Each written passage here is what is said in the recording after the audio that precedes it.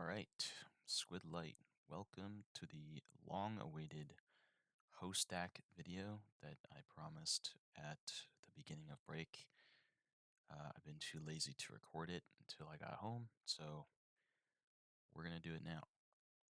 Um, just a fair warning, this is going to be a pretty long video, probably longer than the end zone videos, just because host stack is pretty free-form offense in comparison to end zone, where there's more or less a correct answer in every single scenario. In host stack, I would say that is not the case, and that's one of the main appeals of host stack is that there is more than one way to run it. Some people like it.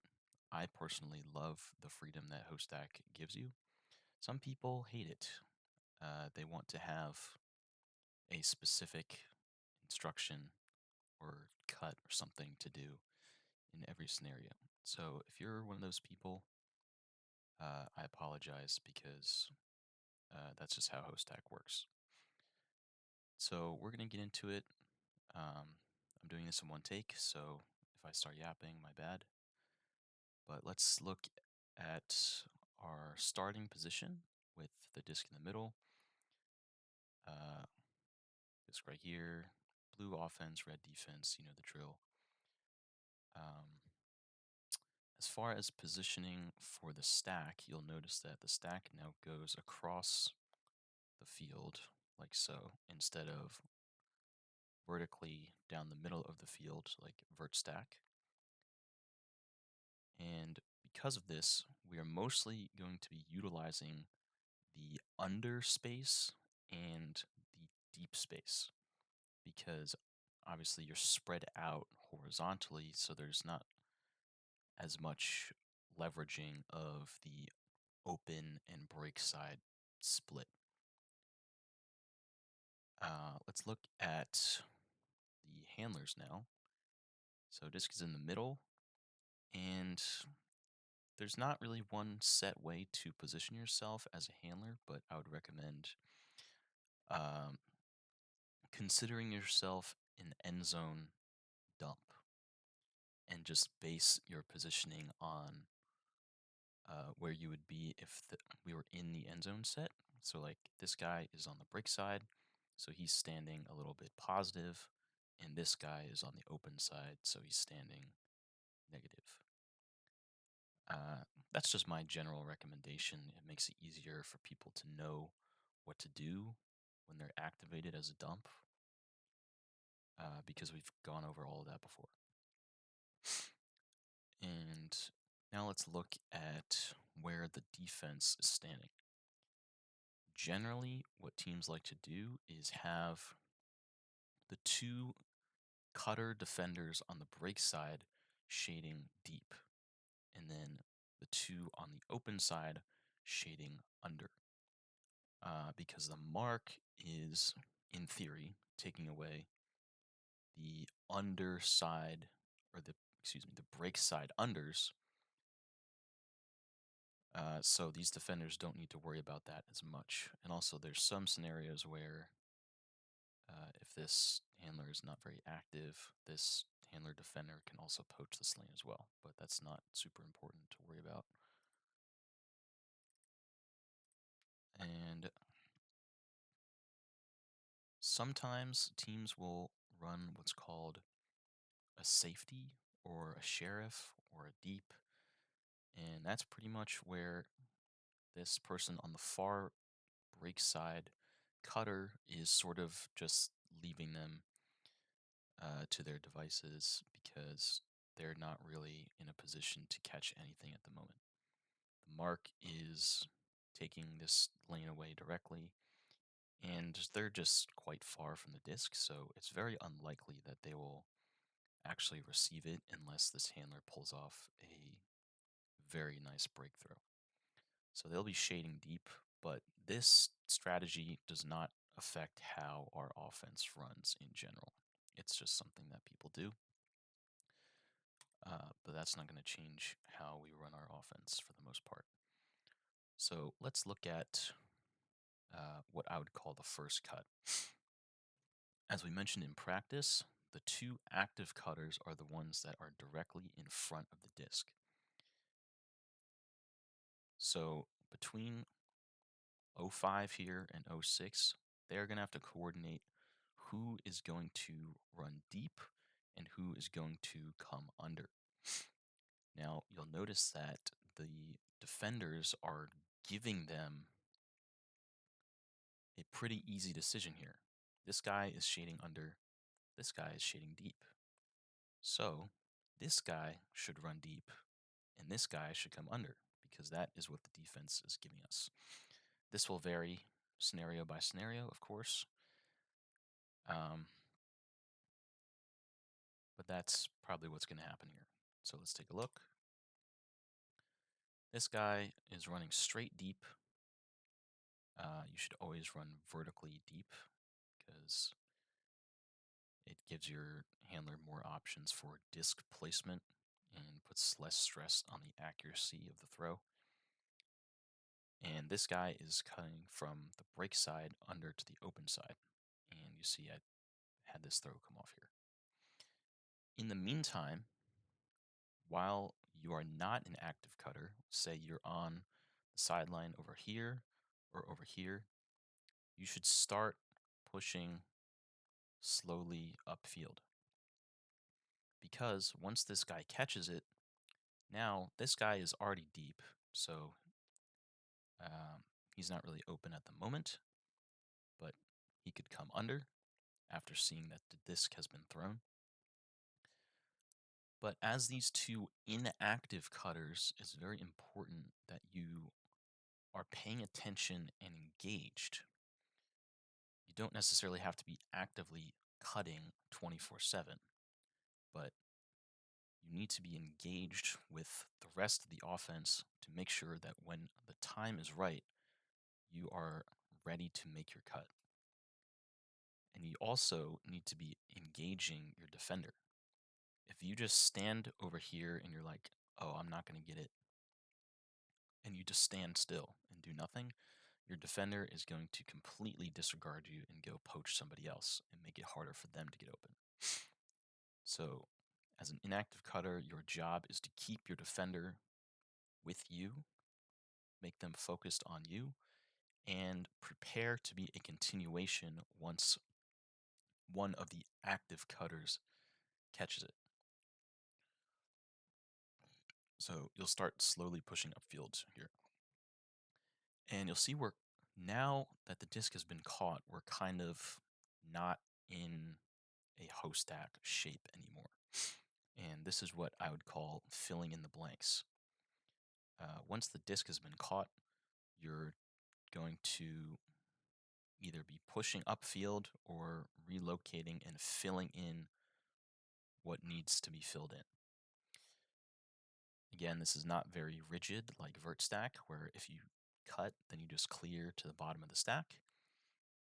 You kind of just need to recognize what position needs to be filled and just go do it.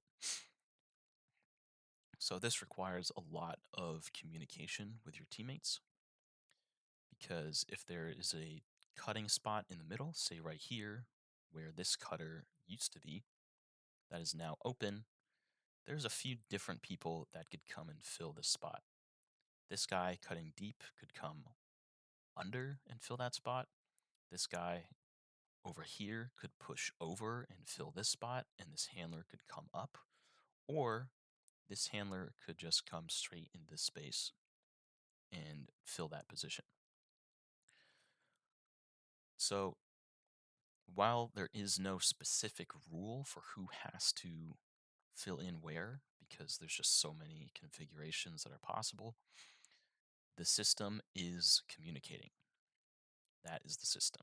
If you are this handler and you want to take the spot and say, I'm clearing, and maybe point over here, it is absolutely crucial that you are communicating with your teammates through every step of this horizontal stack offense. because unlike vert, there is not always one correct answer. And I'll keep saying that it depends. So if you want the spot, just say it and go take it. I cannot stress that enough. We as a team have a little bit of a problem with talking on the field. So that's really going to need to change moving forwards because horizontal stack is completely 100% reliant on your teammates knowing what you are doing and you knowing what your teammates are doing. So keep that in mind as we move forward here. So let's look at an example of what this fill in the blanks process looks like. So this guy has come under. That was just cutting deep. This handler that was on the open side is going to just remain on the open side because that makes the most sense. So he just pushes up to get back into a dump position for the new handler. And this middle handler is now going to move over to the sideline because the disc was caught in the middle. And now this handler that was on the break side is filling in the spot of the cutter that just caught it and is now cutting deep. So that's just one example, but you can see that this is sort of free form and it will vary in every scenario. Unfortunately, I cannot go through every scenario. This video would be hours and hours long. So it's kind of like chess, where you can memorize the opening, but once you get into the middle game like this, you're sort of just going to have to rely on your game sense and talking to your teammates to get through it. So that's nice. Let's go back to our default position here and look at some handler movement. So a dump to the break side handler would maybe look like this. And now the disc is on this side of the field. So now the two active cutters are the ones that are directly in front of this person with the disc. So these two right here are now active. And again, they're going to have to split under and deep. Both of these defenders were shading deep. So there isn't a whole lot of difference between who goes deep and who goes under. They'll both be similar effectiveness. So now this break side cutter is going deep, and our open side cutter is coming under in this scenario.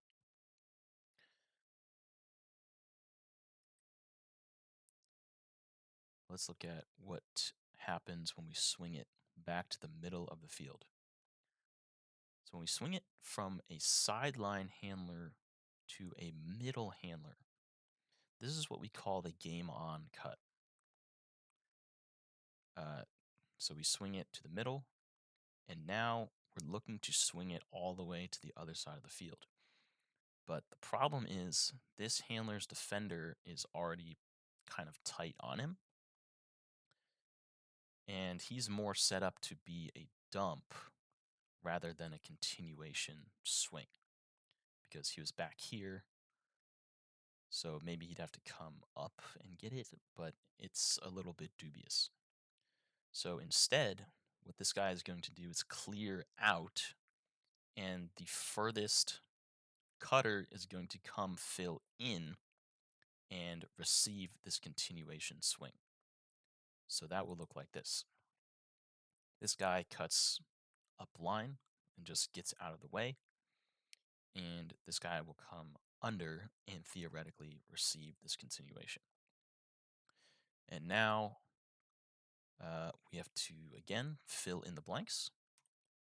So perhaps this guy will just continue running all the way to the opposite sideline.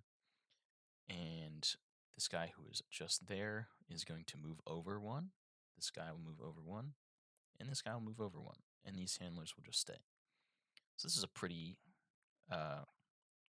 simple and also common scenario where if someone clears, they will often clear all the way to the sideline, and then it's a pretty simple process of being readjusted. Everyone just moves over 1/4 of the field to make room for this person. But as far as game time scenarios, that's really all I have. The dump scenarios are pretty much the same as an end zone, like where the open side handler cuts towards them and either goes up line or continues over to the break side. And again, with the break side handler, we saw that either, they just throw the around break or they get faked and they run up line. Nothing different really from the end zone dump set, as I mentioned. But before we get into a couple just general tips and tricks, I'm going to go over the weave. This is the handler movement drill that we did, I think the last week before break, the very last week of practice. And this movement is pretty important. So we're going to default to having the disc in the middle. I just have the 3 handlers with no other people in the field so you can focus on this movement. We'll see, we swing it to the sideline. Let's say we're force flick. So if you throw to the open side, you follow it and go up line. Nothing unusual about that. It's very common to follow throws up line when you throw it to the open side in the handler space. So this guy will follow it. Maybe he receives it, but let's say he doesn't. We're going to fake him off. His defender might be tight on him. And now this far side handler who's pushing upfield, again, because we want to stay in the correct position. So he's pushing upfield, potentially looking to be a continuation or just follow the disc. Is now going to come in and cut straight towards this handler to receive a swing back in the opposite direction. Meanwhile, the middle handler who just cut up line, who got faked, is now cutting laterally across the field. And now finally, we are continuing the swing all the way to the other side, and the process continues. The middle handler will follow it up line. The far side handler is pushing upfield to prepare to be a fill cut. But that's just something we like to go over because handler movement is very, very useful in a host stack. So now I'm just going to go over a few tips that I have collected over the years of playing host stack. So number one of the most important things I have noticed is that the stack tends to drift away from the handlers over time. It can actually happen pretty quickly because you're following the disc. As soon as you get one underthrow, people start just jogging deep and can very easily lose track of how far away they are. And it's the same thing with vert, where if the stack is too deep, we can no longer utilize the deep space effectively because you're starting too far away to make a deep cut. And most people on this team cannot throw it far enough where if you started full sprinting from 20 yards away to actually throw it where you're going to end up. So stack depth is arguably more important in Ho than in vert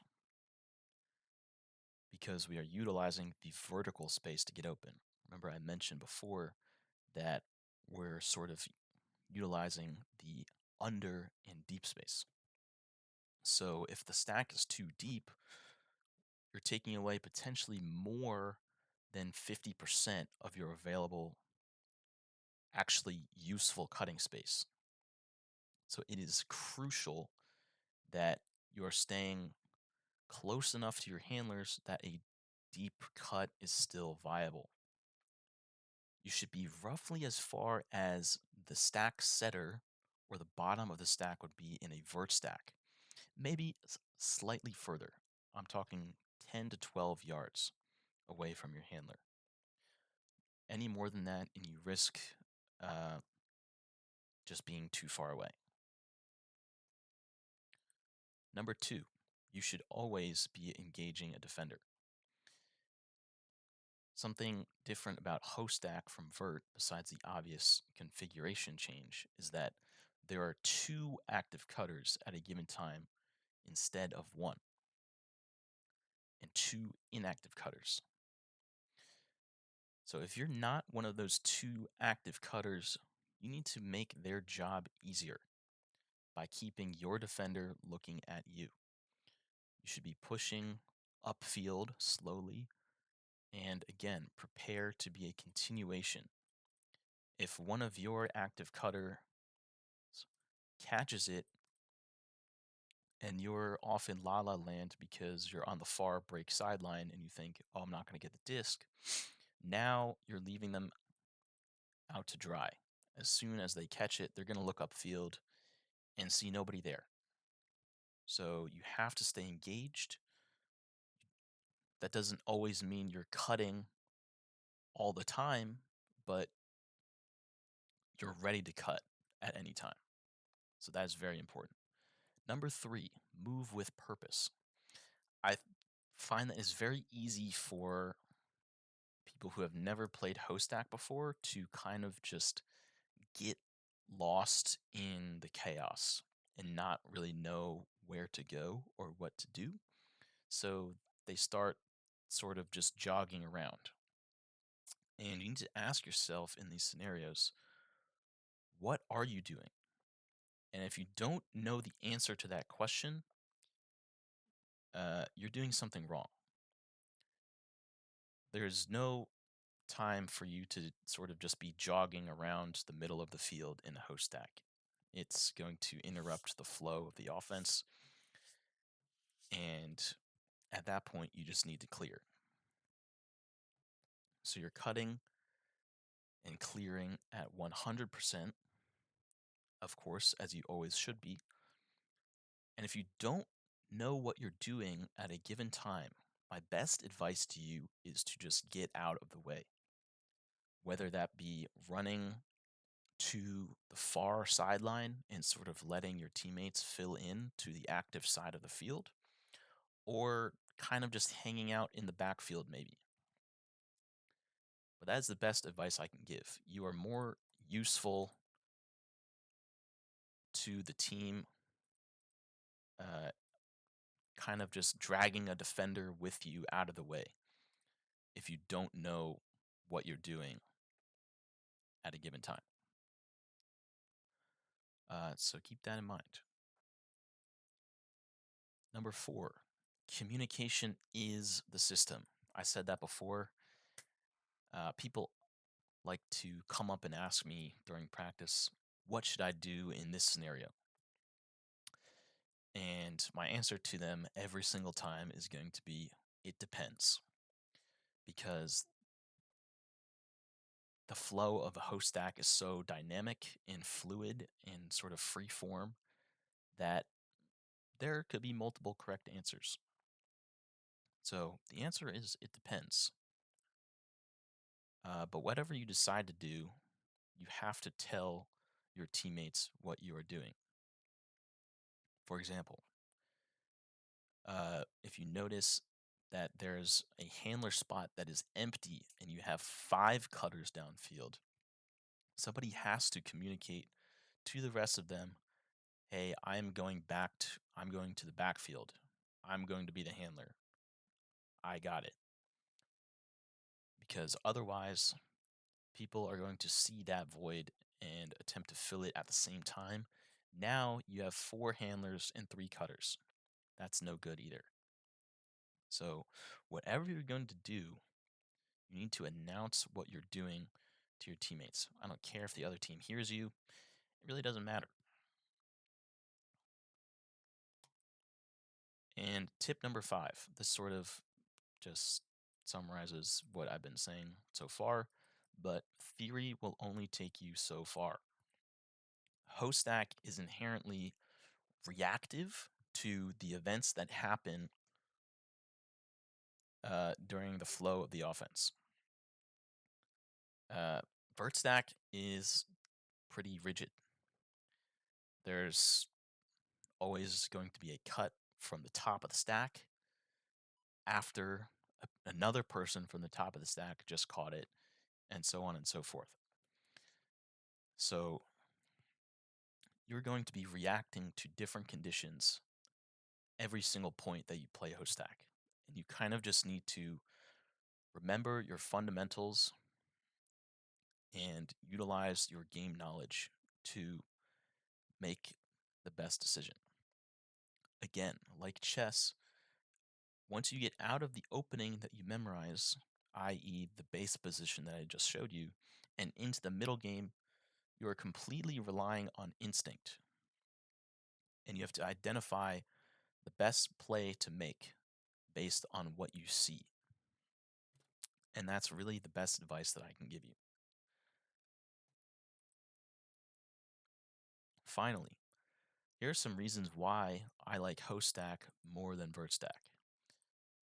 Number one, there's two active cutters instead of one. So naturally, as a handler, I'm going to get more looks per 10-second possession of the disc. It just makes it more likely that somebody will get open within the time that I am holding the disc. Number two, there should, in theory, be way more deep looks than in vert stack. Again, because there's two active cutters. And in theory, one of those two cutters is going to be cutting deep every single time if we're purely following uh, the teachings of the system. So that is great because I think as a team, we kind of are a little lacking at the moment with our utilization of the deep space.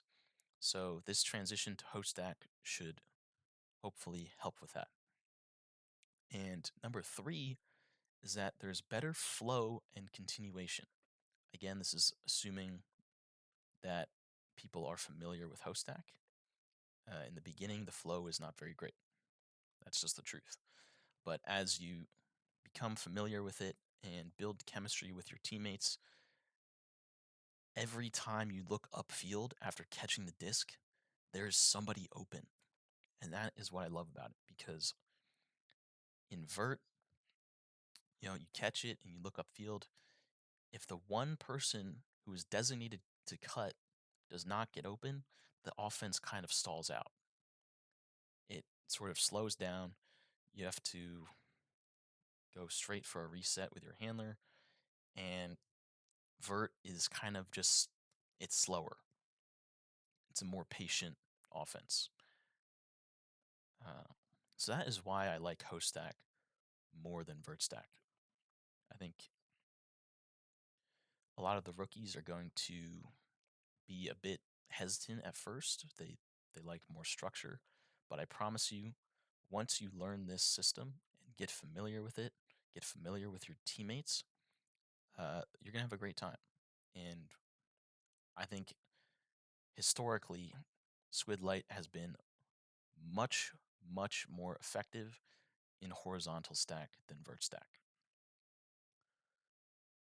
Uh, so that is it for my tips, and we're at about 30 minutes, so we're gonna stop it there. That was a bit free form. I did not write a script for this, and I also didn't go into an extreme amount of detail with the specifics of the host stack movement. So if you have any questions about this, I implore you to put them in the main Signal chat or ask at practice this week, because we all need to be very familiar with this system. We're going to run it at SBQ. Everyone needs to know it. So leave a question in the Signal or under the video in the comments, whatever you want to do, and I will try my best to answer them. Also, coaches, I'm pretty sure the coaches watch these. So if you're watching this, if I missed anything, let me know, and we can go over that in a later video. All right, peace out.